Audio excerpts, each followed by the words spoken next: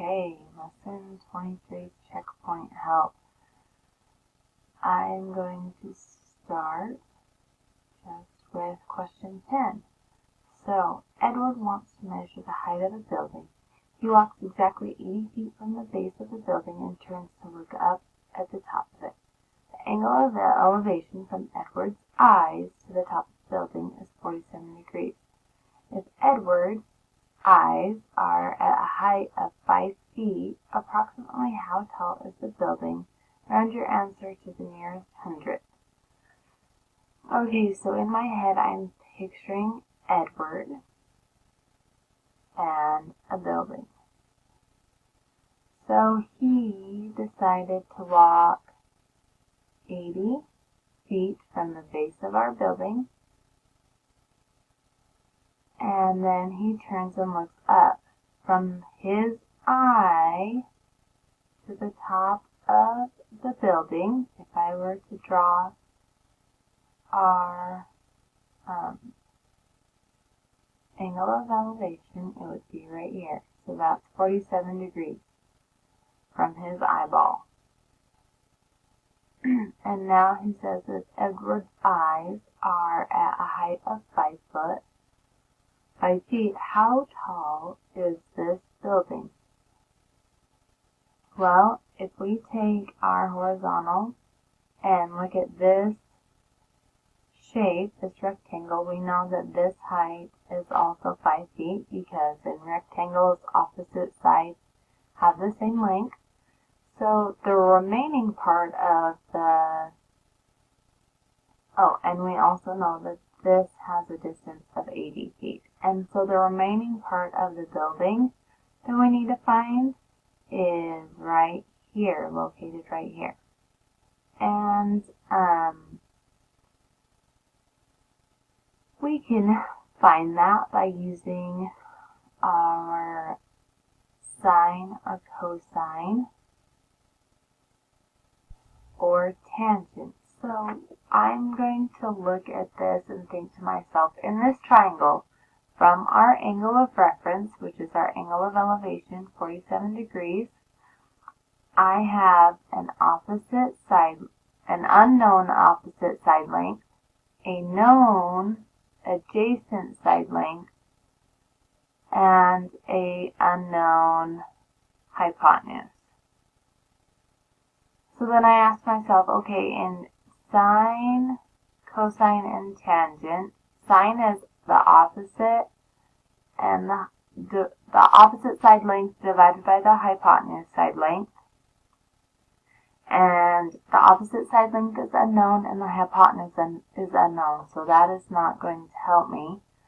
Cosine, the opposite is the adjacent side length, which is not what I want to find, divided by the hypotenuse side length, which is also not something I want to find, so that one's not going to help me.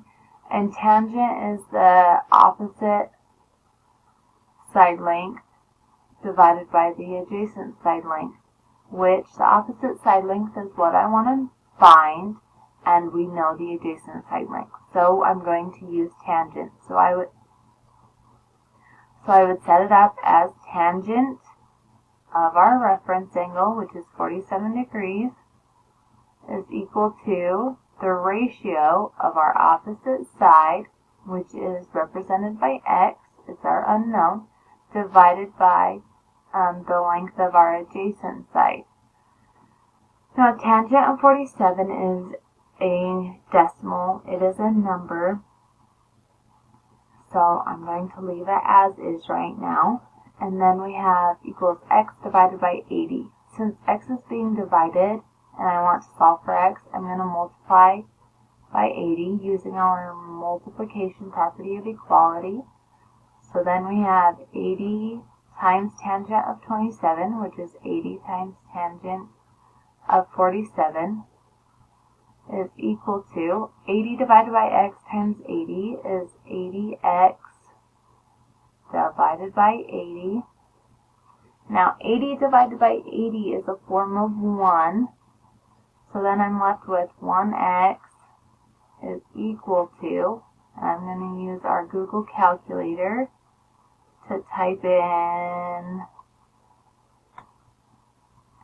80, and I'm going to make sure that this symbol is showing degrees, and I'm going to hit tangent of 47 and close my parentheses, hit enter. It's 85.789.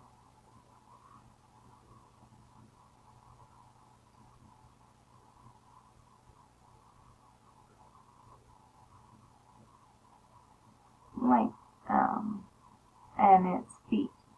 So it asks to round to the nearest hundredth, and since this thousandths part is a 9, which is 5 or above, it means that we are closer to the 79th instead of 78th. So this rounded will be 85.79. 85.79 feet.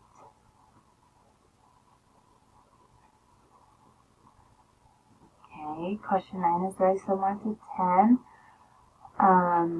Question 8, the flagpole that is 35 feet high has a support wire that extends from its top to the ground some distance from the base of the flagpole. The angle of elevation from the bottom of the support wire to the top of the flagpole is 42 degrees. How far is the bottom of the support wire from the base of the flagpole? Okay, so we need to be able to draw a diagram. So we have a flagpole, and we have its support wire. And the angle of elevation from the bottom of the support wire, so we're going to draw our horizontal line for our angle of elevation. From the horizontal line to our support wire is our angle of elevation, and it's 42 degrees. Now the flagpole is 35 feet high, and they want to know how far the bottom of the support wire is to the base. So they want to know this. So then I ask myself, from my reference angle, we have an opposite side length and an adjacent side length. And if you go through your list of options of trig functions, sine is the ratio of the opposite side over the hypotenuse. Cosine is the ratio of the adjacent side over the hypotenuse. And tangent is the ratio of the opposite side over the adjacent. So then, since we do not have a hypotenuse, the opposite over the hypotenuse doesn't include, and it also doesn't include what I want to find. Sine's off the table. Cosine has the adjacent, which is the side that I want, over the hypotenuse, which is also unknown. So since there's both pieces are missing on that, I can't use that one. And tangent is the opposite, which we know, and the adjacent, which is what we want to find. So I'm going to use tangent. So we have tangent of our angle, tangent of 42 degrees, is going to equal our opposite, so 35 over our adjacent, which is represented by x. Now, since this is in the denominator, I'm going to use our reciprocal property and to have it be in the numerator. So we have tangent of 42 degrees. Any number can be written over 1. So the reciprocal tangent of 42 over 1 is 1 over tangent of 42, which equals the reciprocal of 35 over x is x over 35. Now since x is in my numerator and it's being divided by 35, I'm going to use the multiplication property of equality to move it to the other side. So 35 times 1 over tangent of 42, Just as a reminder, when you multiply fractions, you multiply straight across. So numerator to numerator and a denominator to denominator. Again, any number can be written as a fraction as being over 1. So there's our denominator for that. So 35 times 1 is 35. 1 times tangent of 42 is tangent of 42. So then we have tangent 35 over tangent of 42, which is going to equal x divided by 35 times 35 is going to be 35x, since we multiply numerators, over 35, since this denominator is 1, so 35 times 1 is 35. 35 divided by 35 creates a form of 1 and reduces down to 1, so then I'm left with 1x is equal to 35 divided by the tangent of 42. So I'm going to use our calculator, and we're going to do 35 divided by parentheses tangent of 42, close parentheses, close parentheses.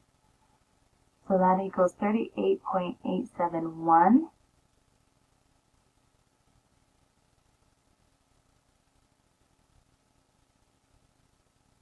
And this is asking for to be rounded to the nearest hundredth. So I'm going to look at the thousand. It is a 1. It is less than 4, so that means our decimal is closer to the 87th value than the 88th value. So 87.1, yeah. So we have 38.87 is equal to x, which is our distance from the support wire to the base of the flagpole. So it is 38.87 feet away. So now question 7 is talking about an angle of depression, so I will go over question 7. An advertising blimp is floating in the sky while tethered or tied with a rope to a building below. The angle of depression from the bottom of the blimp to the top of the business is 37 degrees. The horizontal distance from the blimp to the business is 4.5 meters. What is the vertical distance from the business to the blimp? Round your nearest hundredth. Round to the nearest hundredth. Okay, so if we have a blimp up here, that's more of a hot air balloon. A blimp looks like this. And here's our basket. Anyways, it is tethered. So here's our angle to the top of a business building. And here's our building. Now the angle of depression, we have to draw our horizontal straight out. And our angle of depression is between the horizontal and the rope that is tethering our blimp, so which is 37 degrees.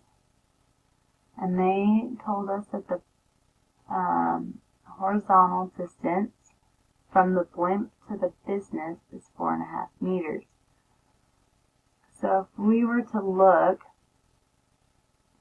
and create this triangle, this horizontal distance right here is 4.5 meters.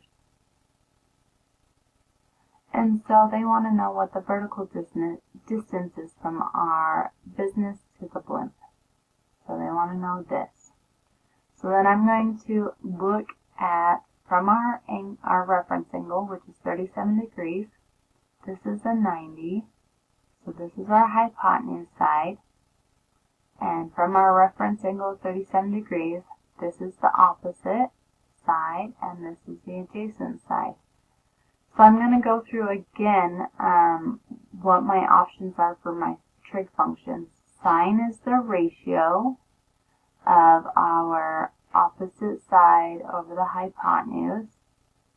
So the opposite side is the one that we want to find, and we don't have a value for the hypotenuse, so I would have two unknowns, so I'm not going to use sine.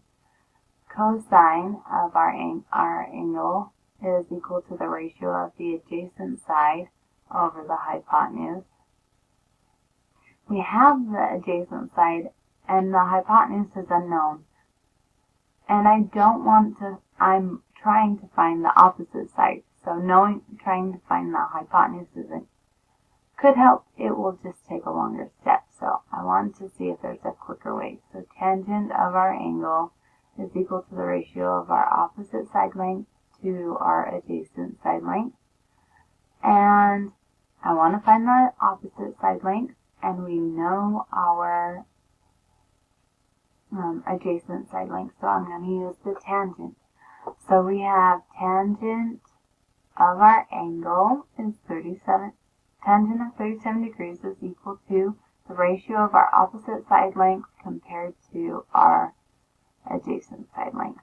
So x is in the numerator, and it's being divided by 4.5. So I'm going to use the multiplication property of equality to multiply by 4.5.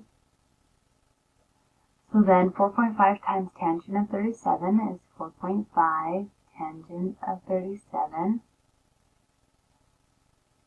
And that is equal to x divided by 4.5 times 4.5. The denominator for this would be over 1, since any number can be written as a fraction over 1. So x times 4.5 is 4.5x. Divided by 4.5 times 1 is 4.5. I forgot my x. And then 4.5 divided by 4.5 can reduce down to a form of 1. So that's going to equal 1x. And 4.5 tangent of 37 is going to be 4.5 tangent of 37 is equal to 3.39. 390. Since this is 0, and it's wanting to be around to the nearest hundredth, this means that it is closest to the 39th instead of the 40th. So our decimal is 3.39. So with angle of depression, we have to take our horizontal and then go down. Depression goes down. So DD, depression down. 6 is similar. And then this 5 has an example drawn, but before we start, I want to share with you the quote, which is by James M. Broad, and he stated to paddle your own canoe even if your dad owns a ship.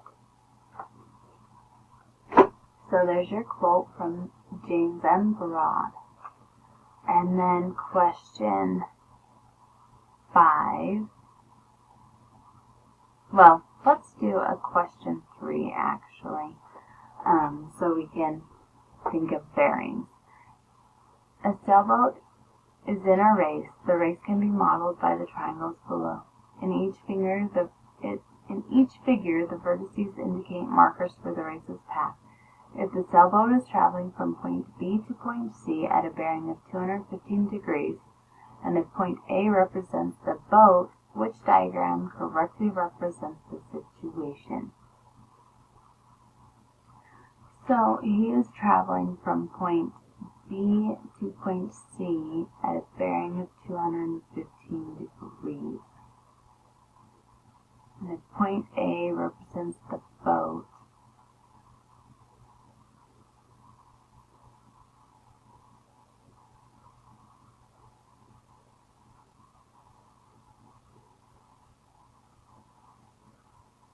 so I'm looking at the diagram, and I am noticing right here, if the sailboat is traveling from point B to point C at a bearing of 215 degrees, that's our indicator that we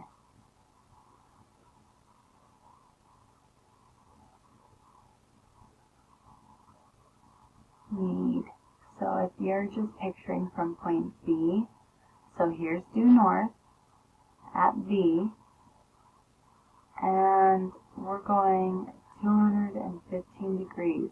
So we would start at due north, travel clockwise 215 degrees. So from point B to point C, this is what it would look like. 215 degrees. And then if they started somewhere over here, point A would be over here.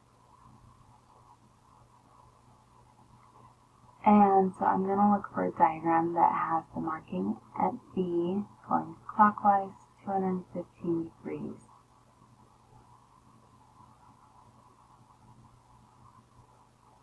So I'm noticing this right here, 215 degrees at point B.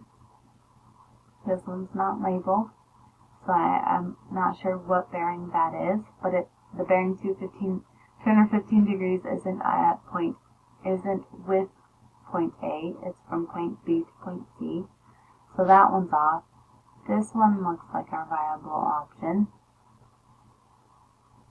And